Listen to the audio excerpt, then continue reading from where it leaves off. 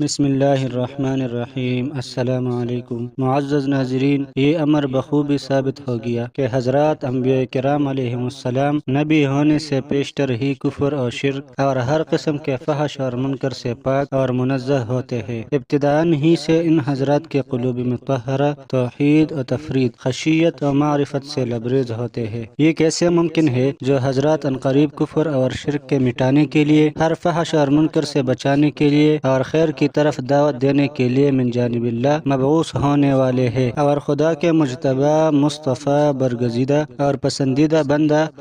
بننے والے ہیں۔ معاذ اللہ، اور خود ہی منصب نبوت اور رسالت اور خلعت اجتباء و اصطفاء کی سرفرازی سے پیشتر کفر اور شرک کی نجاست میں ملوث اور فواحش و منکرات کی گندگی سے آلودہ ہو۔ حاشا ثم حاشا، قطعاً ناممکن اور محال ہے۔ حضرات انبیاء علیہم السلام نبوت اور بعثت سے پیشتر اگرچہ نبی اور رسول نہیں ہوتے، مگر اعلیٰ درجہ کے اولیاء اور عرفاء ضرور ہوتے ہیں۔ صفات خداوندی سے جاہل نہیں ہوتے اور نہ ان کو کسی وقت صفات خداوندی میں کسی قسم کا دھوکہ اور مغالطہ ہوتا ہے اور نہ کسی قسم کا شک اور اشتباہ آتا ہے۔ اللہ تعالیٰ کا ارشاد ہے، ترجمہ اور تحقیق ہم نے ابراہیم کو پہلے ہی سے ان کی شان کے مطابق رشد عطا کیا تھا اور ہم ان کو اور ان کے استعداد کو پہلے سے ہی خوب جانتے تھے۔ اب دیکھنا یہ ہے کہ رشد کا کیا معنی ہے اور رشید اور راشد کس کو کہتے ہیں۔ سورہ حجرات کی یہ آیت شریفہ اس کی طرف رہنمائی کرتی ہے۔ ترجمہ، اور جان لو کہ تم میں اللہ کے رسول ہے۔ بالفرض و تقدیر اگر بہت سی باتوں میں تمہارا کہنا ماننے لگے تو بلا شبہ تم مشقت میں پڑ جاؤ، لیکن اللہ تعالیٰ نے تم کو اس مشقت سے اس طرح بچایا کہ ایمان اور اطاعت کو تمہارے دلوں میں محبوب و مرغوب بنا دیا اور کفر، فسق اور معصیت کی نفرت تمہارے دلوں میں ڈال دی۔ ایسے لوگ کہ جن کے دلوں میں ایمان و اطاعت کی محبت اور کفر و معصیت کی نفرت راسخ ہو چکی ہو، اللہ کے فضل و انعام سے رشد و ہدایت والے ہیں اور اللہ تعالیٰ بڑے ہی علیم و حکیم ہے۔ اس آیت سے ظاہر ہے کہ قلب میں ایمان و اطاعت خداوندی کی محبت اور کفر و فسق اور معصیت کی نفرت و کراہت کے راسخ ہو جانے کا نام رشد ہے، اور یہ رشد حضرت ابراہیم علیہ السلام کو حق جل شانہ نے ابتدا ہی میں عطا فرما دیا تھا، جیسا کہ سورہ انبیاء کی اس آیت سے واضح ہے۔ اور رشد لغت عرب میں ضلالت اور گمراہی کے مقابلہ میں مستعمل ہوتا ہے۔ اللہ تعالیٰ کا ارشاد ہے، ترجمہ، رشد اور ہدایت یقیناً گمراہی سے ممتاز ہو چکی ہے، جس سے صاف ظاہر ہے کہ حضرت ابراہیم علیہ السلام ابتدا ہی سے رشد اور ہدایت پر تھے، معاذ اللہ گمراہ نہ تھے۔ حضرت ابراہیم علیہ السلام کا ستاروں اور چاند کو دیکھ کر فرمایا، ھذا ربی۔ اس سے حال کے بعض مصنفین کو یہ دھوکہ ہوا کہ معاذ اللہ ابھی حضرت ابراہیم علیہ السلام شک و شبہ میں پڑے ہوئے تھے، جب غروب ہوتے دیکھا تب اشتباہ زائل ہوا۔ حاشا ثم حاشا، حضرت ابراہیم علیہ السلام ابتدا ہی سے شمس و قمر کو خدا کی ادنا مخلوق سمجھتے تھے۔ قوم چونکہ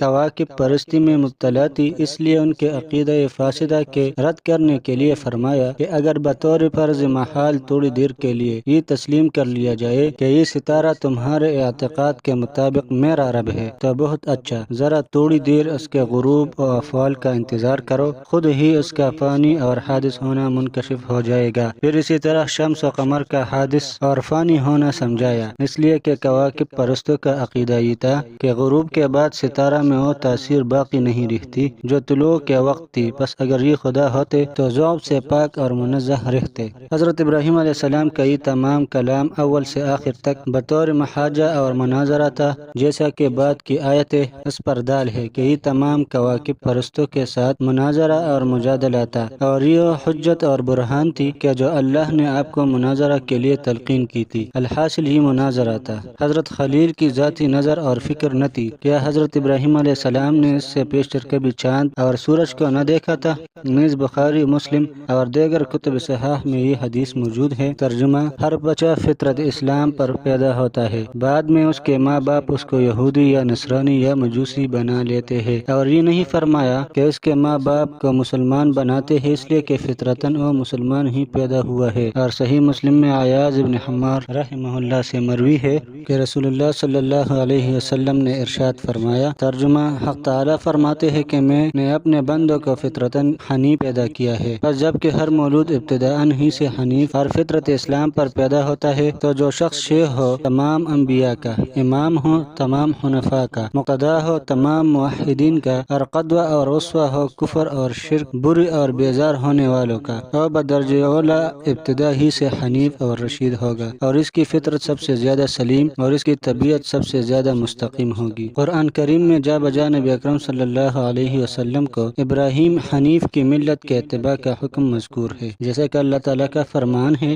ترجمہ: پھر ہم نے آپ کی طرف وحی بھیجی کہ ابراہیم حنیف کی ملت کا اتباع کیجیے اور وہ مشرکین میں سے نہ تھے۔ دوسری جگہ فرمایا، ترجمہ: آپ کہہ دیجیے کہ اللہ نے مجھ کو ایک سیدھا راستہ بتایا ہے اور ایک صحیح دین ہے جو ابراہیم کا طریقہ ہے، جن میں ذرا برابر کجی نہ تھی اور نہ وہ کبھی مشرکین میں سے ہوئے۔ زمانے جاہلیت میں جبکہ کفر اور شرک کی ظلمتیں ہر طرف چھائی ہوئی تھی، اس وقت زید ابن عمر ابن نفیل اور ورقہ ابن نوفل اور اس قسم کے موحدین اور حنفاء کے دلوں میں جو توحید کی روشنی جلوہ گر تھی اور توحید ابراہیمی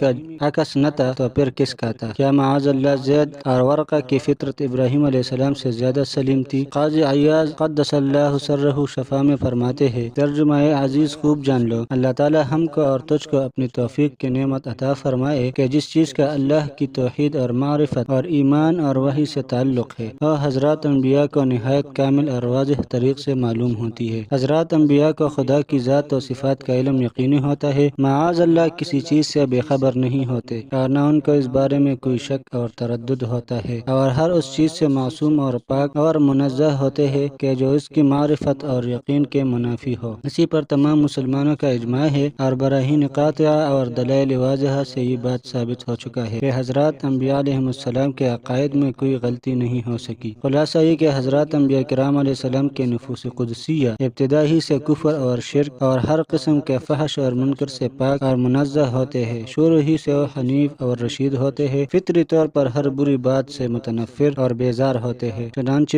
شداد ابن اوس رضی اللہ عنہ روایت کرتے ہیں کہ رسول اللہ صلی اللہ علیہ وسلم نے ارشاد فرمایا کہ جب سے میرا نشوونما شروع ہوا، اسی وقت سے بتوں کی شدید عداوت اور نفرت اور اشعار سے سخت نفرت میرے دل میں ڈال دی گئی۔ نبی کے لیے یہ ضروری ہے کہ وہ سرتاپا حق اور صدق ہو، اس کے قول میں اور اس کے فعل میں، اس کی نیت میں، اس کے عزم اور ارادہ میں کہیں کذب اور تخیل کا شائبہ اور نام و نشان بھی نہ ہو۔ لہذا مناسب ہوا کہ نبی شاعر نہ ہو، اس لیے کہ شاعر کا کذب اور شوائب سے پاک اور منزہ ہونا اغلباً اور عادتاً ناممکن ہے۔ اس لیے ارشاد ہوا، ترجمہ: ہم نے آپ کو شاعری کا علم نہیں عطا کیا اور یہ علم آپ کے لیے مناسب بھی نہیں، چونکہ منصب نبوت اور رسالت آپ صلی اللہ علیہ وسلم کے لیے مقدر ہو چکا تھا۔ اس لیے حق جل شانہ نے ابتدا ہی سے آپ صلی اللہ علیہ وسلم کے قلب مطہر کو ان تمام امور سے متنفر اور بیزار کر دیا جو منصب نبوت اور رسالت کے منافی اور مباین تھی۔ اسی طرح اللہ نے آپ کو بڑھایا اور جوان کیا۔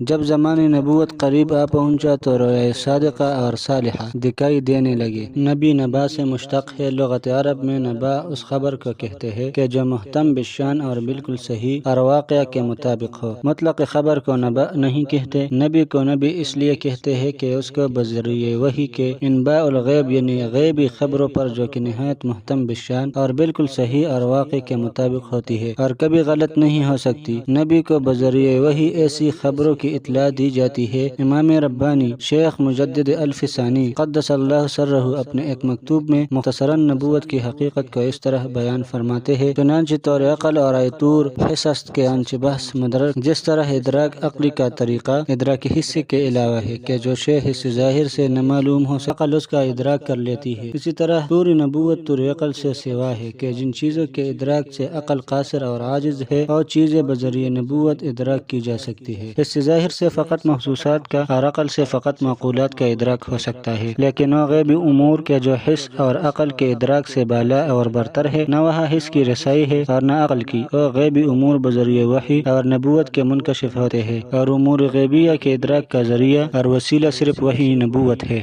وحی نبوت کی حقیقت تو حضرات انبیاء علیہ السلام ہی سمجھ سکتے ہیں، مگر حق تعالی نے اپنے بے پایا رحمت سے ہم جیسے نادانوں کے سمجھانے کے لیے وحی نبوت کا ایک نمونہ عطا فرمایا ہے کہ جس کو دیکھ کر کچھ نبوت کی حقیقت کو سمجھ سکے۔ وحی نبوت کو نمونہ رویا صالحہ ہے کہ جو حس اور عقل کے علاوہ غیبی امور کے انکشاف کا ایک ادنا ذریعہ ہے۔ جس وقت انسان سو جاتا ہے اور اس کے تمام ظاہری اور باطنی قوائد ادراکیہ بالکل معطل اور بیکار ہو جاتے ہیں، اس وقت اس کو من جانب اللہ بہت سے امور منکشف ہوتے ہیں۔ تفصیل کے لیے حجت الاسلام امام غزالی قدس اللہ سرہ کا رسالہ المنقذ من الضلال تعالیٰ فرمائے۔ خلاصہ یہ کہ جس طرح غیبی امور کے انکشاف کا اعلیٰ ترین ذریعہ وحی نبوت ہے، اسی طرح غیبی امور کے انکشاف کا ادنیٰ ترین ذریعہ رؤیا صادقہ ہے، اور رؤیا صالحہ وحی نبوت کا ایک نمونہ ہے جس سے انبیاء کرام کی نبوت کا آغاز ہوتا ہے۔ چنانچہ دلائل ابی نعیم میں باسناد حسن عبداللہ ابن مسعود رضی اللہ عنہ کے شاگرد علقمہ ابن قیس سے مرسلاً مروی ہے کہ اولاً انبیاء علیہ السلام کو خواب دکھلائے جاتے ہیں، یہاں تک کہ جب سچے خوابوں سے ان کے قلوب مطمئن ہو جاتے ہیں تب بحالت بیدار ان پر اللہ کی طرف سے وحی نازل ہوتی ہے۔ جیسے یوسف علیہ السلام کو نبوت سے قبل ایک عجیب اور غریب خواب دکھلایا گیا، اسی وجہ سے کہ رؤیا صالحہ وحی نبوت کا ایک نمونہ ہے۔ حدیث میں ہے کہ رؤیا صالحہ نبوت کا ایک جز ہے۔ حضرت انبیاء علیہ السلام کا خواب تو ہمیشہ سچا ہی ہوتا ہے۔ حضرات انبیاء کے خواب میں کذب کا امکان بھی نہیں، البتہ صالحین کے خواب میں صدق غالب رہتا ہے۔ شاذ و نادرن کا خواب از قلیل اضغاث احلام ہوتا ہے، فساق و فجار کے خواب اکثر اضغاث احلام ہوتا ہے۔ صحیح مسلم میں حضرت ابو ہریرہ رضی اللہ عنہ سے مروی ہے کہ رسول اللہ صلی اللہ علیہ وسلم نے ارشاد فرمایا،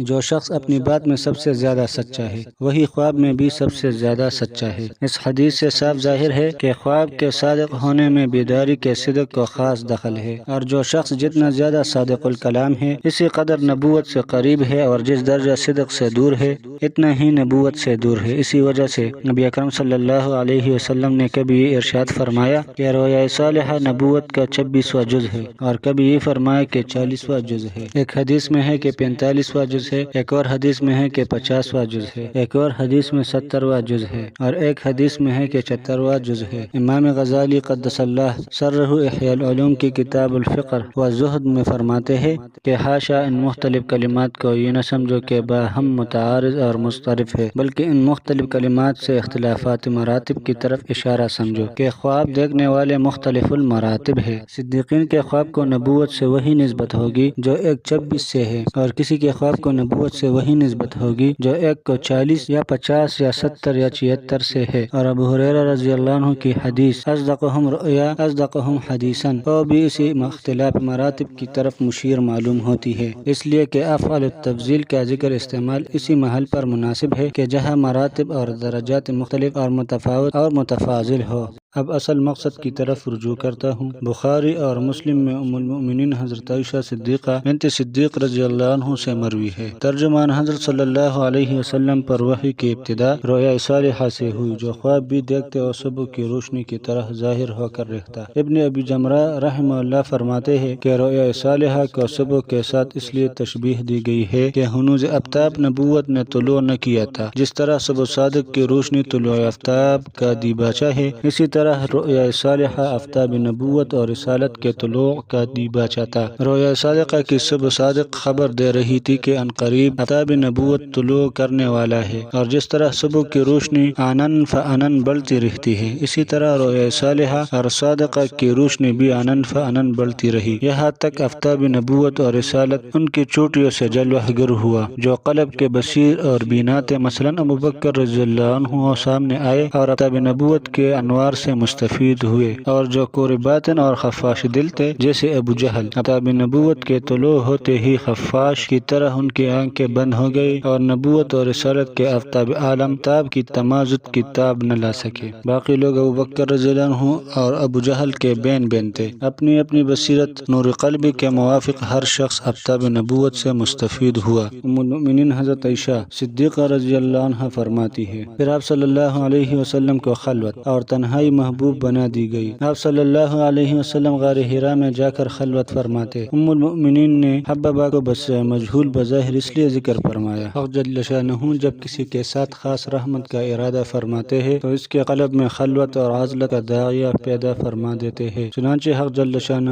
اصحاب کہف کے قصہ میں ارشاد فرماتے ہیں، ترجمہ، اور جب تم ان کافروں سے ان کے تمام معبودوں سے سوائے اللہ کے الگ ہو جاؤ تو ایک غار میں جا کر ٹھکانہ بناؤ تاکہ اطمینان سے اللہ کی عبادت مدد کر سکو، اللہ تعالیٰ تم پر اپنی رحمتیں برسائے گا اور ہر کام میں تمہارے لیے سہولت پیدا فرمائے گا۔ یہ ضروری نہیں کہ خلوت و عزلت سے نبوت اور رسالت مل جائے، اس لیے کہ نبوت اور رسالت کوئی اکتسابی شے نہیں، اللہ جس کو چاہے نبی اور رسول بنائے، واللہ اعلم حیث یجعل رسالتہ۔ ہاں جس کو وہ خود اپنی رحمت سے نبی اور رسول بنانا چاہتے ہیں، خلوت و عزلت ان کے حق میں نبوت اور رسالت کا دیباچہ ہوتی ہے، جیسا کہ رویا صالحہ فقط ان حضرات کے لیے نبوت اور رسالت کا پیش خیمہ تھا جس کے لیے منصب نبوت پر فائز ہونا علم الہی میں مقدر ہو چکا ہے۔ یہ مطلب نہیں کہ جس کو رویا صالحہ اور سچے خواب نظر آئے وہ نبی ہو جائے گا۔ اللہ تعالیٰ کا ارشاد ہے، ترجمہ: پس جب ابراہیم علیہ السلام کافروں سے اور سوائے خدا کے ان کے تمام معبودوں سے الگ ہو گئے تو ہم نے ابراہیم کو اسحاق جیسا بیٹا اور یعقوب جیسا پوتا عطا کیا اور ہر ایک کو نبی بنایا۔ اس سے یہ معلوم ہوتا ہے کہ حق تعالیٰ شانہ کی طرف سے حضرت اسحاق علیہ السلام اور حضرت یعقوب علیہ السلام کا منصب نبوت پر فائز ہونا حضرت ابراہیم کی برکات میں سے تھا۔ بس اسی طرح آپ صلی اللہ علیہ وسلم بھی غار حرا میں جا کر اعتکاف فرماتے اور کھانے پینے کا سامان ساتھ لے جاتے اور وہاں رہ کر اللہ کی عبادت اور بندگی کرتے۔ کسی حدیث میں آپ صلی اللہ علیہ وسلم کی عبادت کی کیفیت مذکور نہیں۔ بعض علماء فرماتے ہیں کہ ذکر الہی، مراقبہ، تفکر اور تزکیہ آپ صلی اللہ علیہ وسلم کی عبادت تھی۔ علاوہ ازیں فساق و فجار، مشرکین اور کفار سے علیحدہ رہنا یہ خود مستقل عبادت ہے، اور جب توشہ ختم ہو جاتا تو گھر واپس آ کر توشہ لے جاتے اور عبادت میں مشغول ہو جاتے۔ بعض فقہاء حنفیہ کے نزدیک مختار قول یہ ہے کہ آپ صلی اللہ علیہ وسلم کو کشف صادق اور الہام صحیح سے جو ظاہر اور منکشف ہوتا کہ یہ عمل حضرت ابراہیم علیہ السلام یا اور کسی نبی کی شریعت سے ہے، اس کے مطابق عمل فرماتے، جیسے کہ بعض روایات میں ایسا لفظ آیا ہے جس کا معنی یہ ہے کہ ابراہیم علیہ السلام حنیف کے طریقے پر چلتے تھے۔ یہ لفظ اس کی تائید کرتا ہے کہ آپ صلی اللہ علیہ وسلم ملت حنفیہ کے مطابق اپنے کشف اور الہام سے عمل کرتے تھے۔